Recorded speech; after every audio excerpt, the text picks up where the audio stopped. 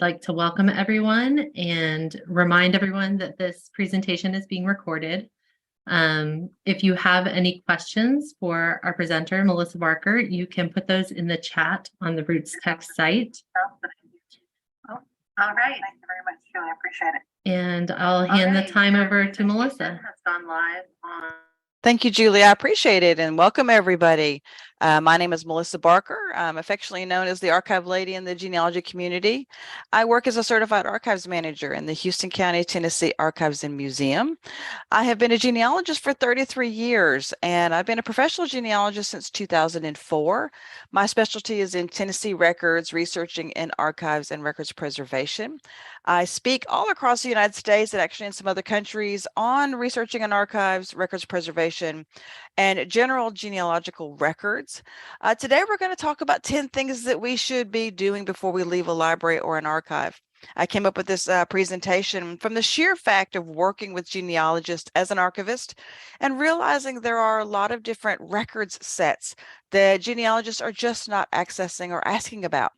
And so this is going to be more about records than just trying to figure out where to park. So I hope you enjoy this presentation. So let's get started with talking about what exactly is an archive. You may be thinking to yourself, but I know what an archive is. Well, I always find that many times there is an archive out there that you haven't even thought about. So the Society of American Archivists defines an archive as an organization that collects the records of individuals, families, and other organizations. That's a pretty broad definition, but essentially any building that is collecting and preserving records can be considered an archive.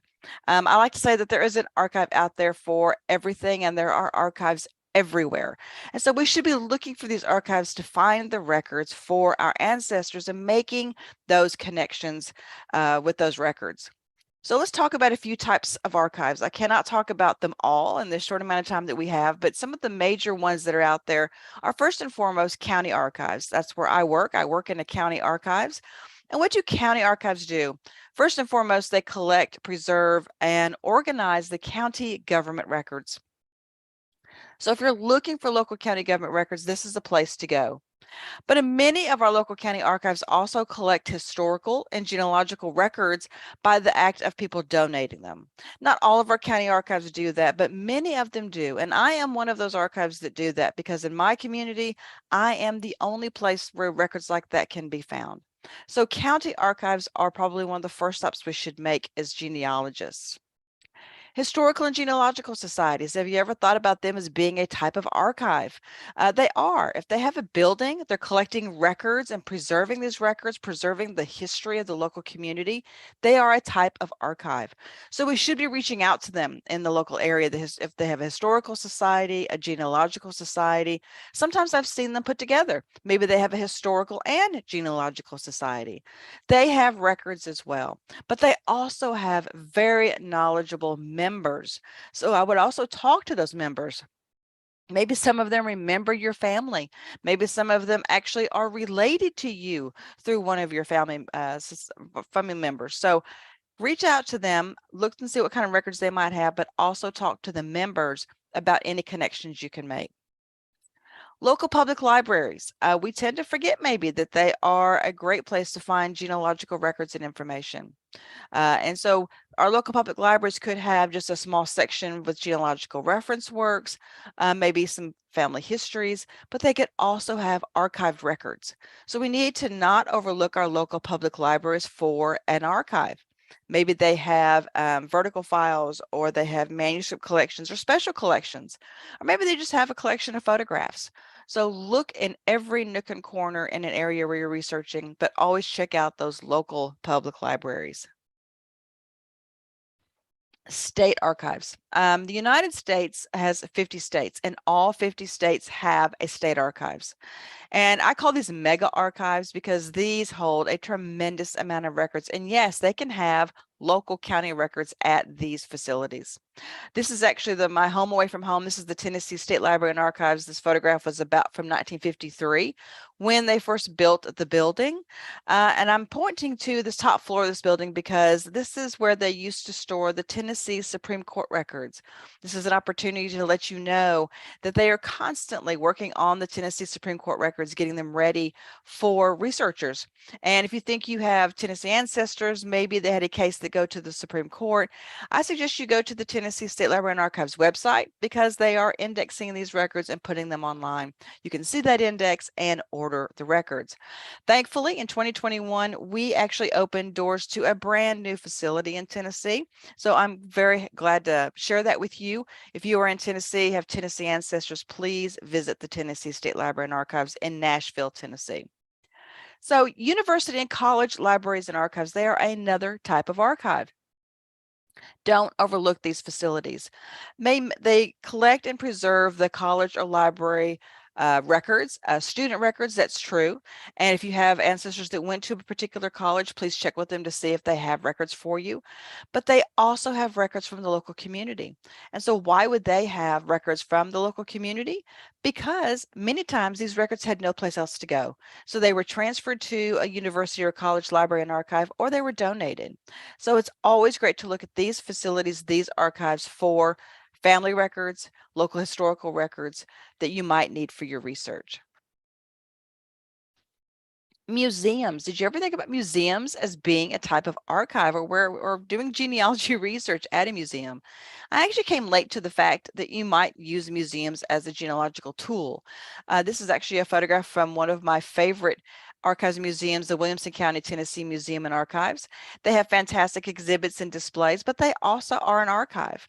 Many of our museums have back rooms that just like a regular archive. I like to say museums have a front room and a back room. The front room, of course, are all the wonderful exhibits and displays that they have.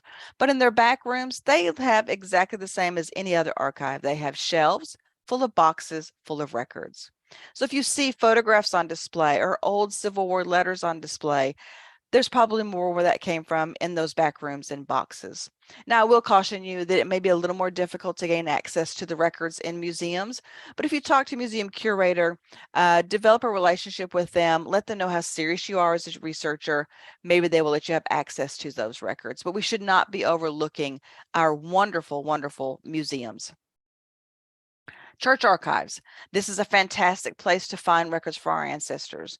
They are dotted all across the United States and across the globe, actually. And many times you may have to know your ancestors' denomination or type of religion. In this case, this is the historical foundation of the Cumberland Presbyterian Church, which is located in Cordova, Tennessee, which is just outside of Memphis. And they preserve the Cumberland Presbyterian Church records. So if you have ancestors from the Cumberland Presbyterian denomination, this would be an archive you need to look into. And you may think, well, I don't have Tennessee ancestors. Why in the world would I go to this archive? Well, they actually go state to state, church to church, picking up records and then bringing them back to this archive. So don't let the fact that it's located in Tennessee fool you into thinking that there may not be something there for you. There are all kinds of different denominational archives and church archives out there, and sometimes these records are still located at the church level.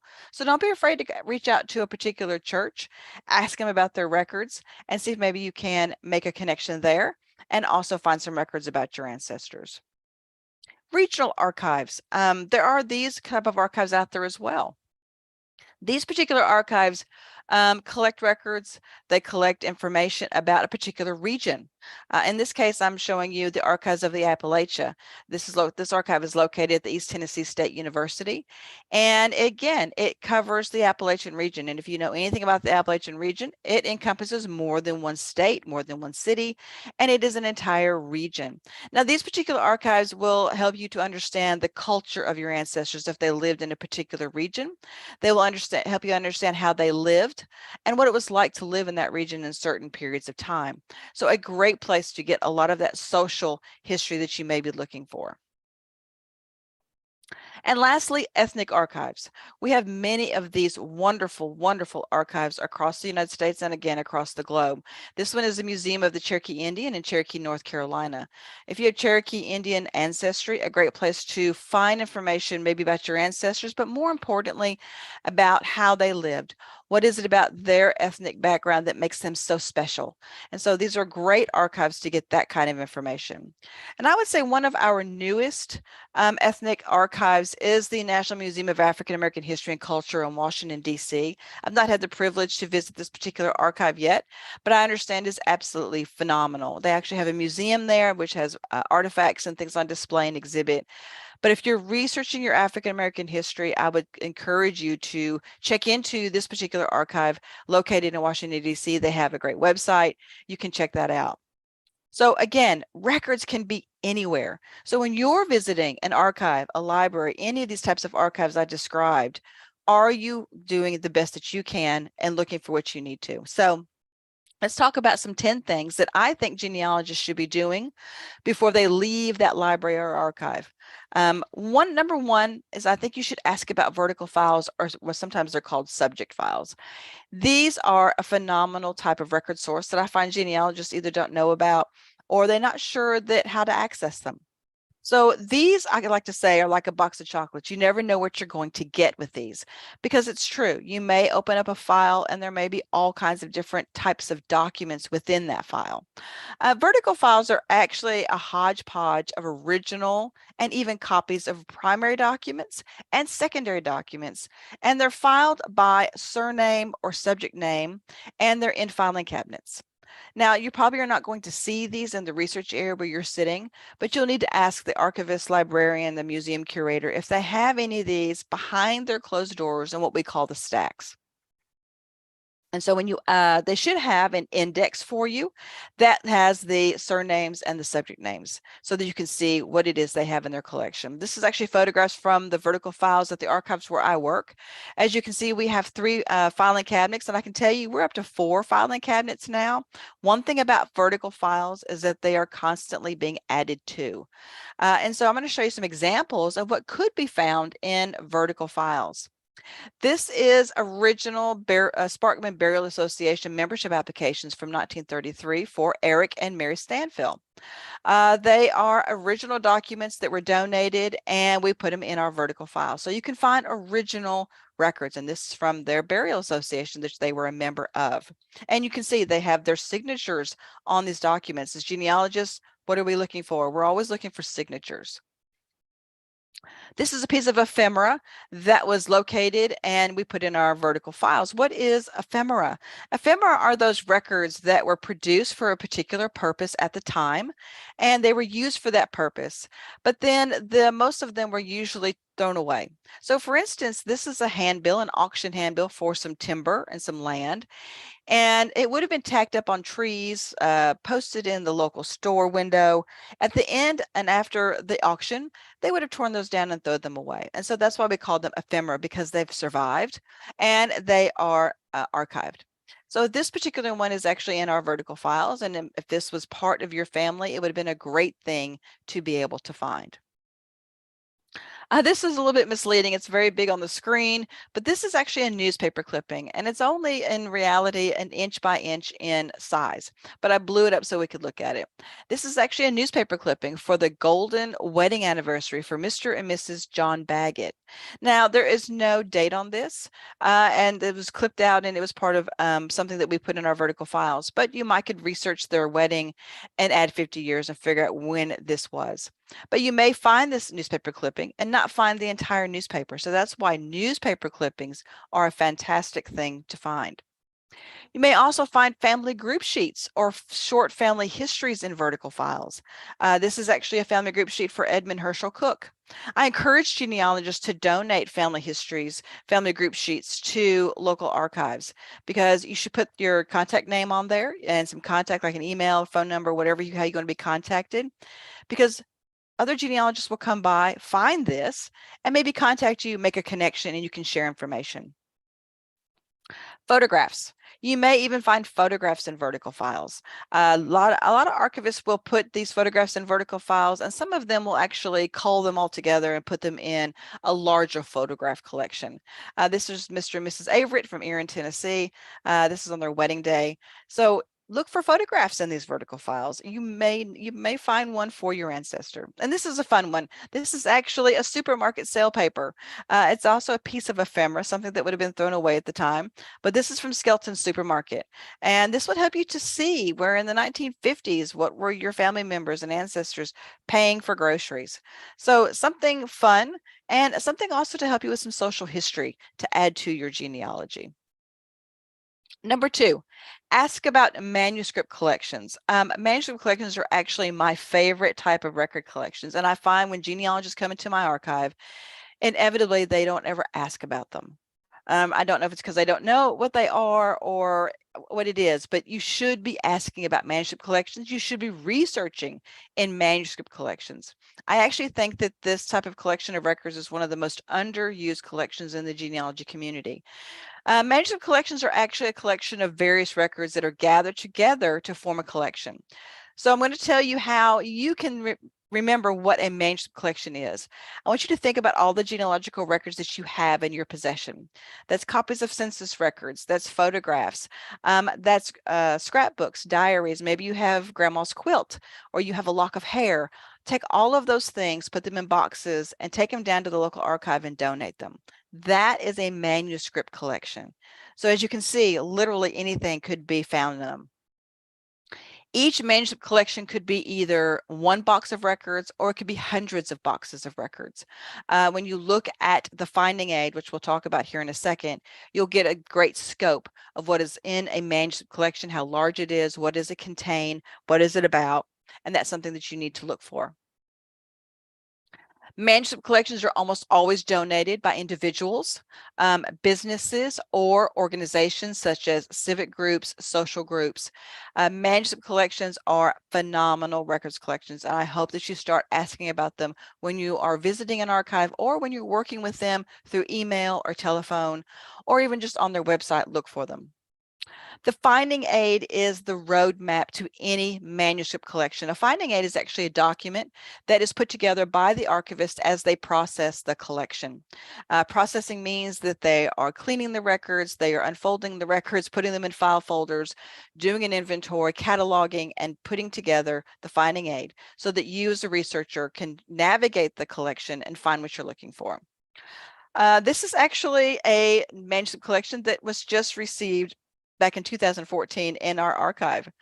Miss Nina Finley is our county historian. She passed away. Her son called us and said, would you like to have her research records out of the attic? And we said, yes, we would. What I did not know is that it would take 2 truckloads to get these records to us. But this is what I call fresh from the attic. And we have since reboxed everything into archival boxes. We've cataloged everything, but there is literally a little bit of everything in this collection. And that's why this is so important, because what you see here is not online anywhere. It hasn't been microfilmed. And so we need to be working with archives to look and to do research in these types of records. This is another type of manuscript collection. This is a family collection. This is the Lyle Family Records collection that was donated to us.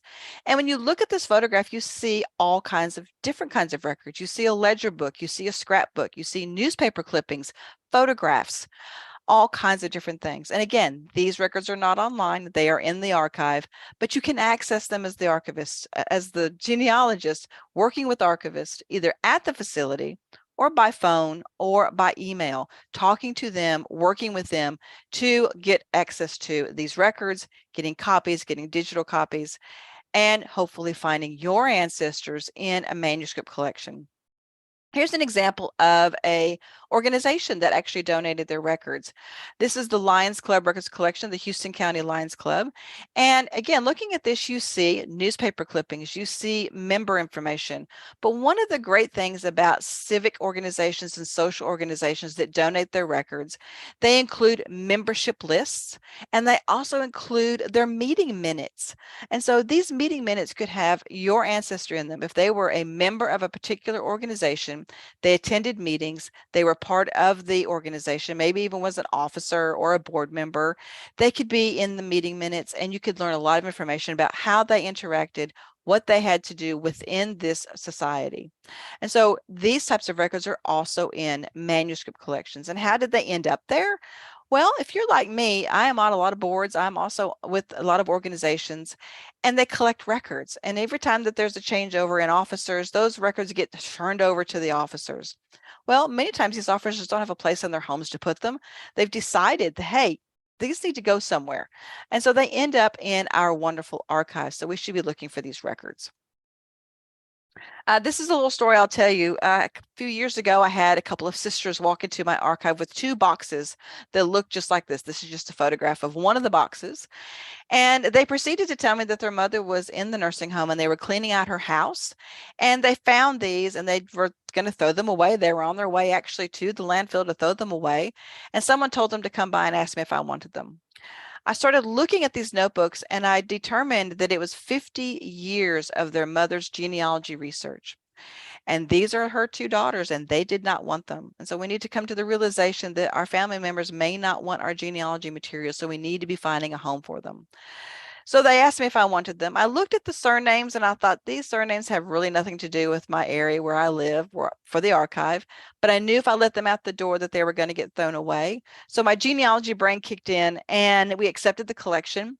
And so now we do lookups in these, and we're also trying to find an archive to send them to. So you never know what's going to walk in an archive door, and you never know what you're going to find in an archive as a researcher.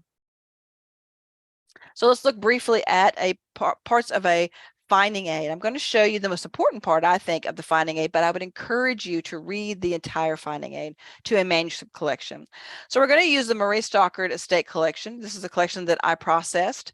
And the most important part of that finding aid is the contents listing. The contents listing is going to be a box by box, folder by folder listing of what is contained in that collection. So here is a snapshot of that. So you may have box 1, folder 7, correspondence 1925. And I have the luxury of having a little more time to actually be more detailed in my finding aids. In most archives and in most finding aids, you're only going to see folder 7, correspondence 1925. But I'm able to put a little more into my finding aids. So I've listed what is in that folder. And so a lot of this is correspondence, Christmas cards, New Year card. And so looking at the finding aid, you can actually see what kinds of records are in the manuscript collection that you're looking at. And so I encourage you to look at those finding aids. Number 3, ask about school records. Again, these are all records that are in archives, and you should be asking about them. You should be doing research in them. And so school records are fantastic. And I'm going to also, there in parentheses, I'm going to tell you about, even if your ancestors didn't go to school, how you can find them in school records. So school records can tell you more than just grades. Sometimes I hear genealogists say, I don't really care about my ancestors, what kind of grades they made in school. There is so much more to be found in school records.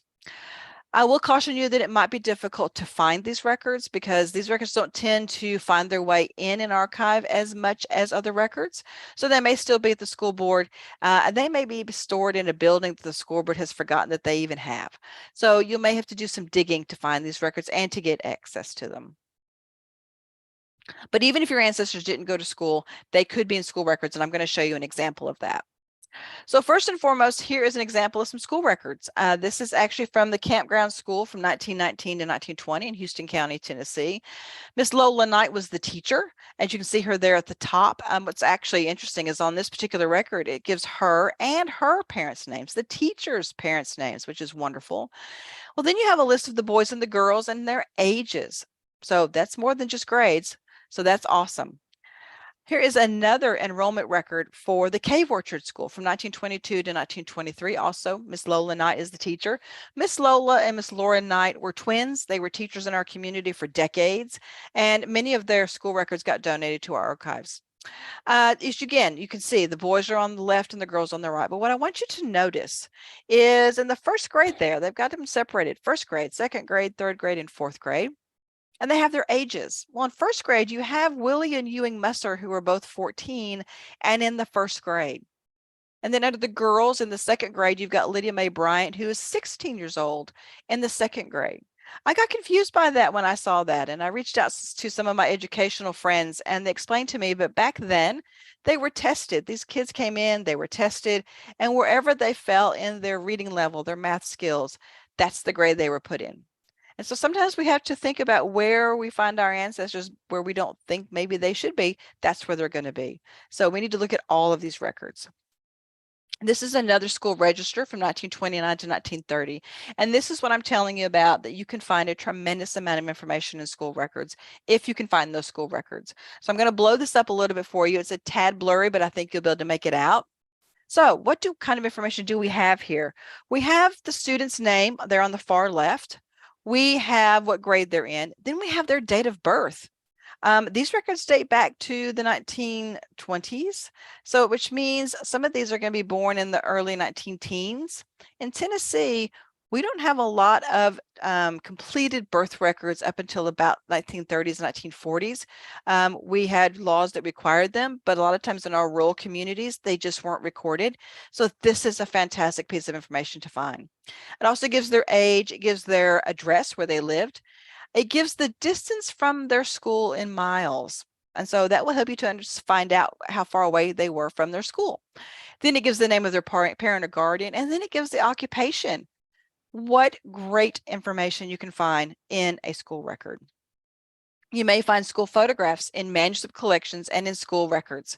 A lot of times school records are filed or organized and stored with manuscript collections.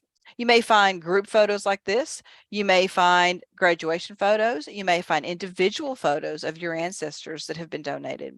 So photographs, we're always looking for photographs. Yearbooks. Yearbooks are probably one of the most popular school records that many genealogists know about or look for. But I would encourage you to look beyond yearbooks. Look for all kinds of different school records. But yearbooks are actually a fantastic resource, and many of our archives have them on their shelves. And so here is my story for you about finding information about your ancestors who didn't go to school. I would encourage you to look in the school board minute books. Many times they will have information about school bus drivers. Many times they have information about locals who chopped firewood for the local schoolhouse or delivered coal. And many of these people maybe did not go to school, but as adults, they're mentioned in school records. So this is actually a receipt or an invoice from Conley Stringfield dated August the 30th, 1941. And it says, please pay Conley Stringfield 4 days at $3 a day for $12 for building cabinets at the Stewart School and work on the home economic room. I can tell you that Conley Stringfield did not go to school. And the reason I know that is because Mr. Conley Stringfield is my husband's grandfather. I knew Mr. Stringfield. He died in 2001. He was a fantastic carpenter, and he did this work, but he never went to school. But yet this document is in our local school records. And a wonderful side note to this is that I told my mother-in-law about this particular record. My mother-in-law was born after 1941. She went to the Stewart School, but what she didn't know is that she never knew her father was the one who built the cabinets in the home economic room. And so he had already passed, but it was very special for her to get this record. Number 4, ask about scrapbooks. Scrapbooks are one of my favorite record sources to do research in and to also process in the archives. They are a true gold mine for genealogists. Many of our scrapbooks are not digitized and online, so you'll have to access them at the archives, or you can talk to them and have them maybe digitize some pages and send them to you. They are unique and one of a kind. Why is that? Because they were put together by individuals, and all of us are unique and one of a kind, and we all will put our scrapbooks together differently. I love opening a scrapbook. They are kind of like time capsules. You just don't know what you're going to see or find until you open them up. The original and hard to find records can be found in them. I've actually seen birth records, original death records, marriage records, and original records pasted into scrapbooks. So many times you may not be able to find these records in the normal sources that you look, but check those scrapbooks. They may be in there. This is actually a photograph from a few of the scrapbooks that we have in our archive. If you can't find scrapbooks in the archives for your ancestors, I would encourage you to look at the neighbor's scrapbooks or any scrapbooks in the archive. You may find your ancestor mentioned in them. And this is the Brigham family scrapbook. The Brigham family was a well-known family in our community. They owned stores, and they had a scrapbook. That was actually a newspaper scrapbook where they clipped things out of the newspaper and pasted it into a book. What's interesting about this particular one is, like I said, they owned a local store. And so they used a cash journal from their store and made it into a scrapbook. And so while it pains me to see that they have pasted newspaper clippings over the journal entries in their cash journal, I understand that they used whatever they could find back then. So the cash journal underneath is dated 1896. The newspaper clippings that they pasted on top of it are dated from the 1920s and 1930s. And so I would like to see underneath there those cash journals. Many times the cash journals include accounts for local citizens who have bought and paid on their bill. This is another type of scrapbook. It's actually one of those magnetic scrap albums that archivists love to hate. And this magnetic album actually is from the 1960s and 70s. Again, this is Miss Lola Knight, the school teacher I've been talking about. She put these photographs in this book, and the photographs date to the 1920s and 30s from when she was a school teacher. We have since taken these out of this book, and we've archived them. Unfortunately, there are no names on the backs of these photographs. And so sometimes they're difficult to find out who are in these photographs, but she saved these, which is wonderful. This is my absolute favorite scrapbook I've ever come across, and it's in our archives. It's the Evelyn Ellis scrapbook from about the 1930s, and she pasted everything in her scrapbook. But you can tell by this photograph that it's a pretty dilapidated, but believe it or not, all the stuff that she's pasted in there is still pasted on the page. I don't know what kind of glue they used back then, but it was pretty strong stuff. So here's an example. This is a Baby Ruth candy bar wrapper. It's actually about 2 to 3 times bigger than the one that we have today. And she journaled about what she put in her scrapbook to help her to remember these events in her life. And so for the Baby Ruth candy bar, she puts, always remember June the 11th, 1938 at Beech Grove at the ice cream supper. So you may be fortunate enough to find scrapbooks that have journaling or notes in them to tell you why they pasted that in the book or what they were experiencing at the time. Here's another example from her scrapbook. This is an original Grand Ole Opry ticket from April the 1st, 1939. Now, the Grand Ole Opry had not been in operation for too long, and so this is a very wonderful, unique find, and it's an original pasted into a scrapbook. And lastly, I laughed when I found this one. She had pasted in a Mexican cigarette into her scrapbook, and it's still there, and it's still stuck there. And she talks about how her friend Kathleen gave this to her August the 22nd, 1939. And so scrapbooks are phenomenal. We're up to number 5 now. We're halfway there. Ask about diaries and journals. Diaries and journals can actually be phenomenal ways to find information about your ancestor. They are a true genealogist treasure. If you don't have any diaries and journals of your own from your ancestors, check in the archives where they're from. Maybe one was found and donated. Also, look at the neighbors' diaries and journals. Maybe they mentioned your ancestor in them. They can hold information about our ancestors that are not found in the official records or any other record. You may find secrets. You may find all kinds of different things in diaries and journals that you can't find anywhere else. Look for the neighbors' diaries and journals. Many times they will put information in there about your ancestor, but they also will talk about events or happenings or tragedies, things that happen in the community that if your ancestor was living there at the time, most likely they experienced it too. And so you can read about what happened and envision that your ancestor was there. So some examples of some diaries. This is the diary of Elijah M. Patton from the Company F, 9th Kentucky Infantry. Again, this is a Civil War diary. Many of our wartime soldiers kept diaries, and also on the home front, the families kept diaries. And so look for those types of diaries to not only for your ancestors, but also to help you understand a particular war, a particular period of time in our history, because they'll write about it and you can get that information. This is a typical teenage diary. This is Charlotte Jane Anderson's diary from 1947 to 1951. Again, a typical teenage diary where she's talking about her daily life. This is one of those, what I call 5-year diaries, where she will start in 1947, put in something, and then she can go back to the beginning of the book and start all over again and go through the entire thing for another year, and then so on. So maybe you have something like this in your genealogical records. I would encourage you to read it. I would encourage you to transcribe it, to glean all the information out of it for your genealogy research. This particular diary is in our archives where I work at Houston County, Tennessee, and I find it pretty unique. Priestley Clark actually worked for the railroad, and this is his work diary. We have 2 of these, one from 1933 and one from 1934, and he simply put on each page on the date where he was and what work he was doing.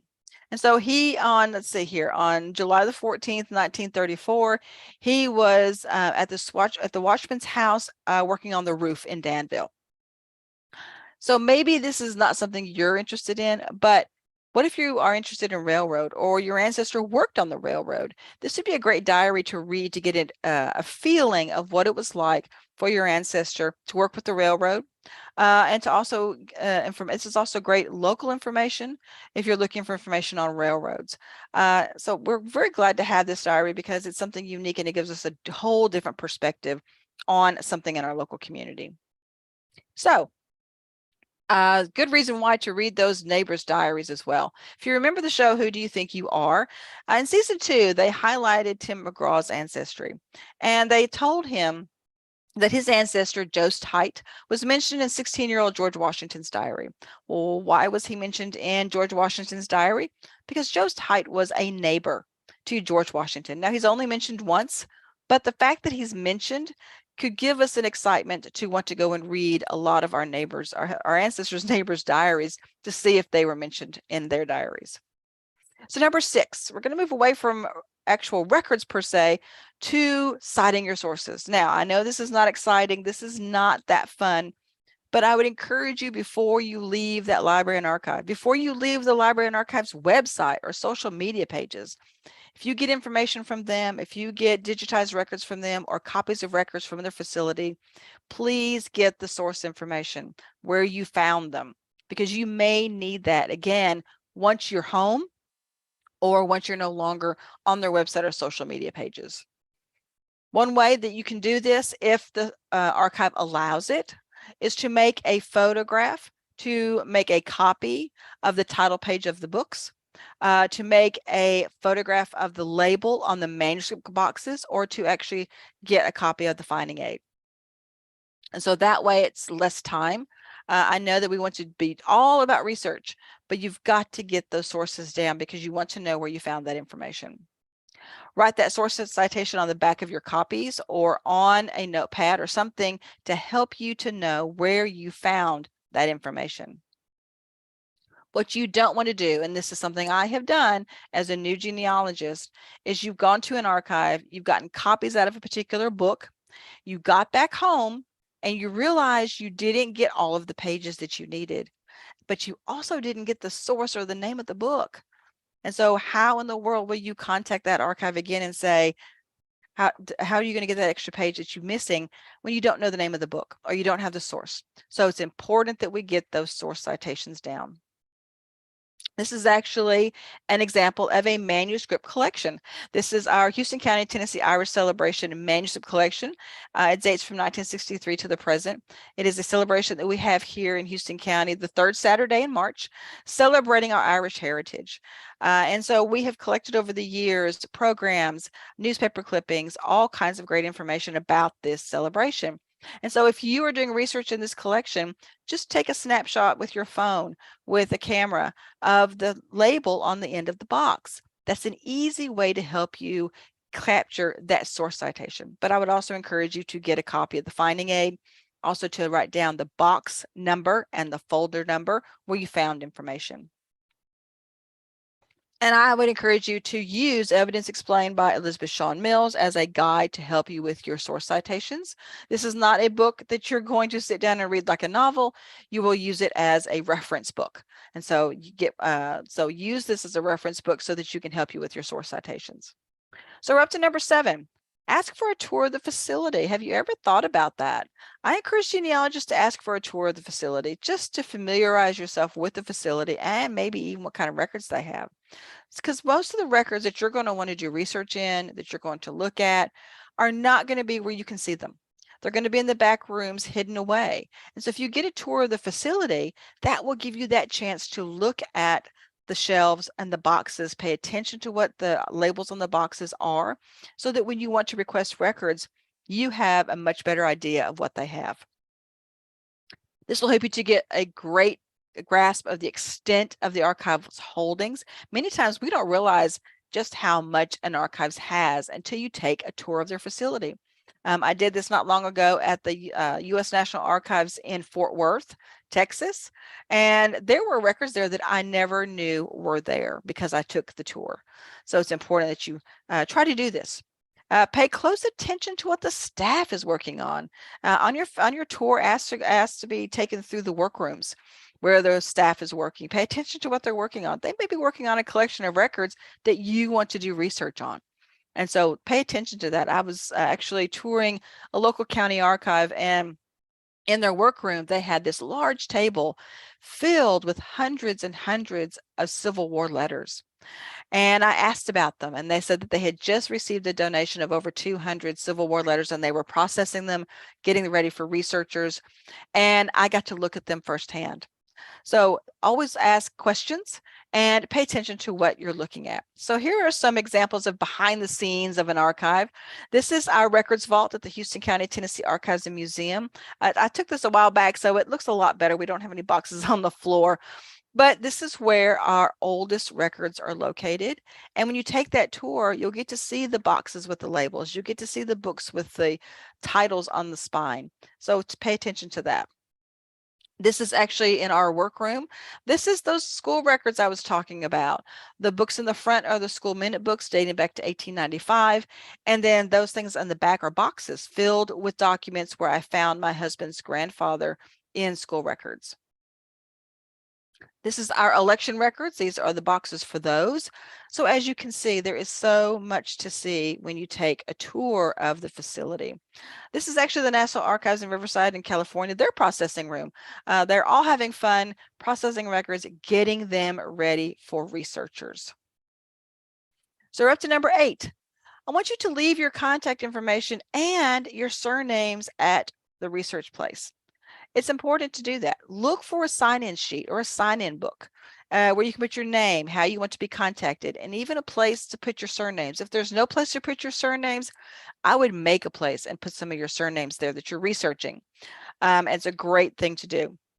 So leave your name, leave how you want to be contacted, either by phone, by email, by text, however you want to be contacted, whether by the archives or by other researchers, and leave that so that they have that information.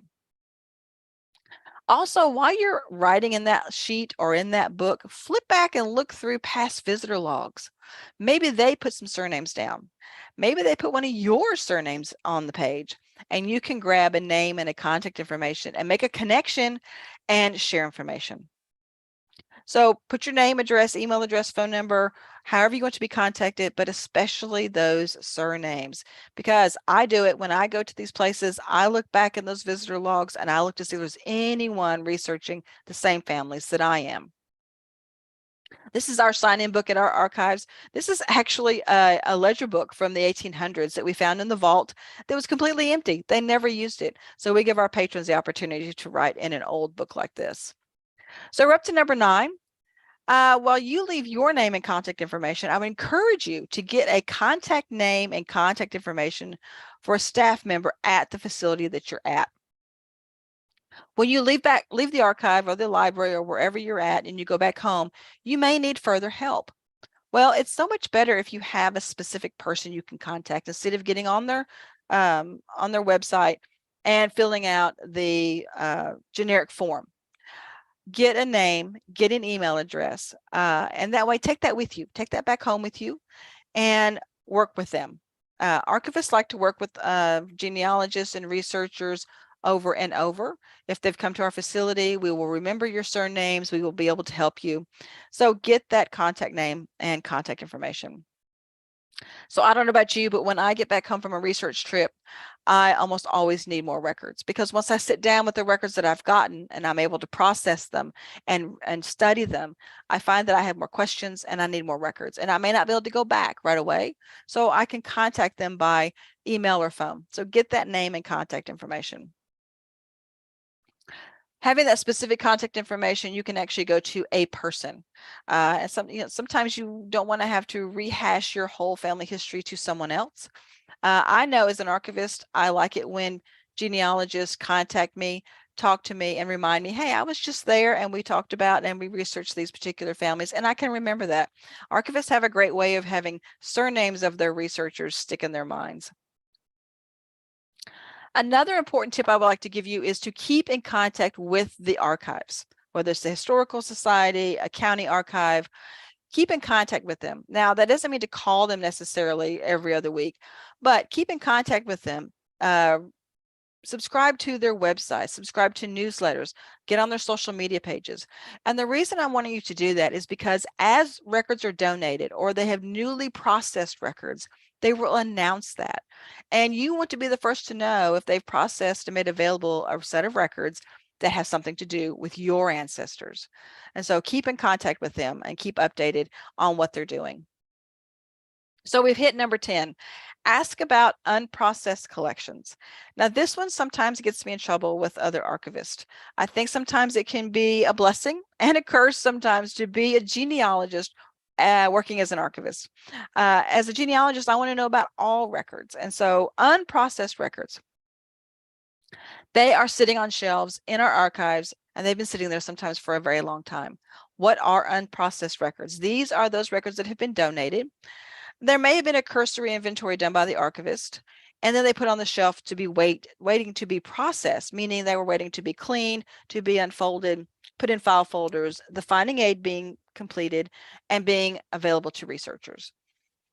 These unprocessed collections could be sitting on shelves, and it has stuff in it you need for your research. And so ask about them. You may not always get access to them, but you can ask about them. Be warned, there will be no index. Sometimes there's no finding aid, and these records will not be in any kind of organizational order. They are probably just how they came into the archives. But if you can gain access to them, they may hold what you're looking for. Keep in mind that these may be off limits to researchers, but I do know some researchers that get access to these. I know authors that get access to unprocessed collections to write their books. And so if you talk to the archives, you develop a relationship with them, explain to them how serious you are as a researcher, and maybe you can gain access to these particular records. I like to say, if you don't ask, you don't get. And so ask. The answer may be no, but if you don't ask, you don't get that access. And so ask. This is an example of unprocessed records. These are those school records that I talked about. This is how they came into our archives, and we've had to process them. And so this is what it's going to look like. They're going to be loose papers. They're going to be things that are not nicely neat and organized like we're used to as researchers. But if you get access to them, you can go through them, look for anything for your ancestors, and maybe even help you tear down that brick wall. Here's some examples of some unprocessed records that pertain to my own family research. My husband's third great grandfather is Jesse Glasgow, and I was attending the Archives Institute at the Tennessee State Library and Archives, where I was becoming a certified archives manager. We were in class one day, and a lady was sitting next to me was actually becoming an archivist for the county next to me, where my husband's ancestors were from. She raised her hand and asked a question about some records I didn't know how to archive. So as she was talking about this, she dropped the name Jesse Glasgow, and I literally almost fell out of my chair. So after class, I asked her about these records. I said, please digitize the records, send them to me. I would love to see them. And so she did. And this is the envelope that the records were in. It says deeds on it. Then it says died March 1892. And Jesse Glasgow did die March 29th, 1892.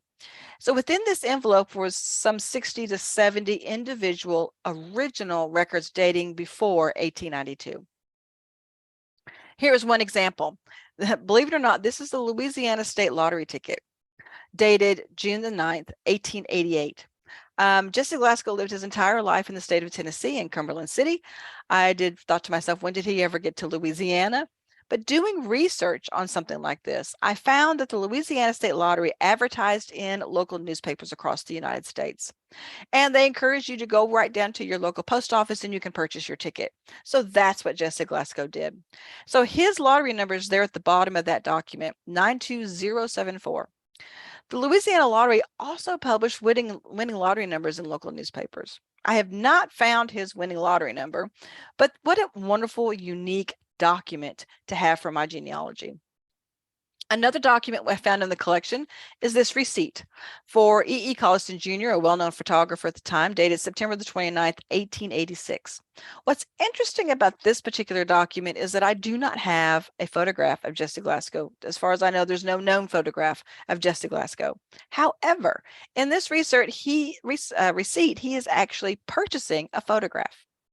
Now, we do have a photograph of his grandson, who was a doctor, and many of us believe that Jesse Glasgow paid for him to go through medical school. Could this photograph be that photograph? We don't know. And so it's interesting to see him purchasing a photograph. So that's the 10 things you should do before leaving a library and archives. But I'm going to give you one more. Number 11, ask about old letters and postcards. We can't forget this. Old letters and postcards could hold a tremendous amount of information for your genealogy research. And again, just like diaries, they can have information in them that's not in any other record source. So ask about old letters and postcards. They can help you place your ancestor in a certain state, a certain city, if they have the envelope, the postmark, the return address, things like that. If you're trying to track down your ancestor in between those census records, this is a great way to do that. They can have what you need to tear down that brick wall. All it takes is for someone to write about something that you've been trying to answer for many years. And so look and read these letters and postcards. Here's some examples of some old letters and postcards that we have in our archives. These are back from 1903 and 1909. Fantastic. They might be a little bit difficult to read the writing, but the more you read handwriting, the more you can read handwriting. I've been doing this now for 33 years, and there's only 1 or 2 times that I have just not been able to read some handwriting. But the more you read it, the better you'll get at it. And so I encourage you to read these old documents so that you can get used to the handwriting. Here are some letters from that Murray Stockard collection. Remember the finding aid I showed you for the Murray Stockard estate collection? These are some World War II letters from her sons, the originals that are in that collection. That's why manuscript collections are so important. You're going to find old letters in them. You're going to find diaries, scrapbooks. You're going to find all of these things that I've talked about today in manuscript collections, in vertical files, but most importantly, in archives. And so if you can't travel, don't let that deter you. I live in Tennessee. My ancestors are from West Virginia, Ohio, Pennsylvania. For the last 33 years, I've not been able to travel much, working full time. So I use the telephone. I use email. I actually use these archive social media pages. I work with them. I contact them. I have a relationship with many of these archives because I've been researching with them for so many years.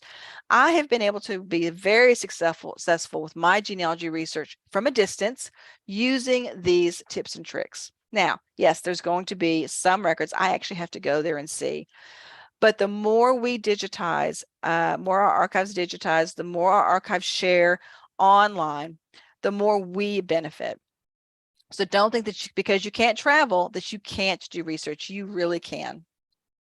So that's 10 things genealogists should do before they leave a library or an archive. Please give feedback on this presentation on the app. Find this session in the RootsTech mobile app. Scroll down to fill out the survey, please, and let us know how you enjoyed this session. Also, here's my contact information. There's my email address. It's also on the handout, which is provided. There is my blog address. It's a genealogist in the archives. You can find me on Facebook. Just search for The Archive Lady. On Twitter, I am TN Archivist, and I'm also on LinkedIn under Melissa Barker. So with that, I'm going to turn it back over to Julie and see if we have any questions out there. Thank you, Melissa. Thank you for sharing all of your knowledge and experience on this topic. It's been very helpful, I think, to a lot of our people that are watching the presentation live right now. We do have a few questions. Someone asked, if you're donating a potential manuscript collection from your family, how do you know what to donate versus what the archivist would consider junk? That is a very good question. I am so glad you asked that question. I encourage you to talk to the archive before you donate, because if you just show up with boxes, most likely they're not going to be ready for you. And so first and foremost, talk to them. Talk to them because all archives have different rules and regulations about what they'll accept. But for the most part, anything in your manuscript collection that is copies from the internet, they are not going to want, because that's easily already accessible. What they are going to want are original photographs, original documents, original scrapbooks, original diaries, all things original, because those are things they don't have and things they can't access. But most importantly, talk to the archive where you want to donate your records. Make sure, first of all, that they'll accept it. Many of our archives have run out of room, and so they are only accepting certain things, if anything at all. And then talk to them about what they specifically want and will take from your collection. Thank you. Do you have any quick suggestions on the best way to remove photographs from those magnetic albums? Oh, yes. I get that question all the time. Those magnetic albums. Oh, again, the things our archives love to hate. There's two things that you can try. Take some dental floss, use the unwaxed, unflavored kind, and take the dental floss and run that between the photograph and the album. Hopefully that will pop those photographs off. If that does not work, I want you to take the entire photograph and put it in the freezer. Leave it in there for 30 to 45 minutes. A lot of times what will happen is that glue will freeze. And then when you go to take off those photographs, they'll pop right off. I have known some magnetic photo albums that the glue on them are so strong that you literally are not going to get those photographs off. So you can contact a paper conservator or a photograph conservator, and you can have them work on it. That would probably be very costly. Or you can just leave them like it is. Believe it or not, when we can't do anything with it, we just leave it like it is and digitize it. Always digitize it. Great. Someone asked that you've mentioned a lot of US facilities. Would these 10 things be applicable to other countries' archives? Absolutely. And one thing I will give you as a caveat is that manuscript collections, what we call manuscript collections in the United States, in Canada and in Europe, they call those FONS collections, FONDS, FONS collections. So when you're looking for the manuscript collections that I described, you will want to search for FONS collections. That's very helpful. Thank you. Do you have any ideas on how to get school records when the school says they can't give out information? Yes, and that is something you're going to run into because many of our local schools have rules about how far back they can go. I still encourage you to look at historical societies, genealogical societies, local county archives, because yes, they may only be able to give out information, they have so many years back they can go. But sometimes these old records have already been donated to a particular facility. They may not even be at the school board anymore. So still check to see if they have made it to an archive. Now, if they have all the records and they're saying that they can't give that information, maybe you can actually go talk to the school board. Request it from the school board. And if you really want to get that hold of that information, pursue it. They still probably will not give you personal information, such as social security numbers or things like that, but you might be able to get a school transcript or something like that from them. Thank you. I think we'll probably do just one more question. When making first contact, how do you introduce your questions without sounding awkward? What information does the staff need from us first? That is a great question. I'm so glad that you asked that question. One of the things I encourage genealogists to do is that when you contact an archive, please be very concise and to the point with your requests. While we love to hear genealogy, history, we don't have the time to hear the 3-hour conversation. Report of all of your ancestry because we're still working with other patrons and we have other job duties. So when you contact an archive, whether that's on the phone or by email, or even if you're in person, Be concise with your request. Tell them exactly what you're looking for. Actually do the legwork before you even ask the request. Go to their website, scour the entire website. Maybe they have the information and the reference in an index or a finding aid. Jot that down and tell the archivist, I would like to have this folder out of this manuscript collection, and give the manuscript collection name, the box number, and the folder number. That would be a tremendous help. But mainly just be concise. Thank you. That's very helpful. I'm going to steal the screen for just a moment so that I can share our closing slide here. And I just want to thank you once again for all of your help and for all of your information and expertise. It has been very helpful, and the comments have been overwhelmingly positive in the chat. Hopefully you'll be able to go back and look at some of those. And we look forward to having more presentations from you in the future. Thank you. Actually, I'm giving one tomorrow for RootsTech. So I'm looking forward to preserving your ancestors' textiles and handmade treasures. Wonderful. Thank you. Thank you. Have a great and I day. hope everyone has a great day with the rest of their RootsTech experience. We'll see you again soon.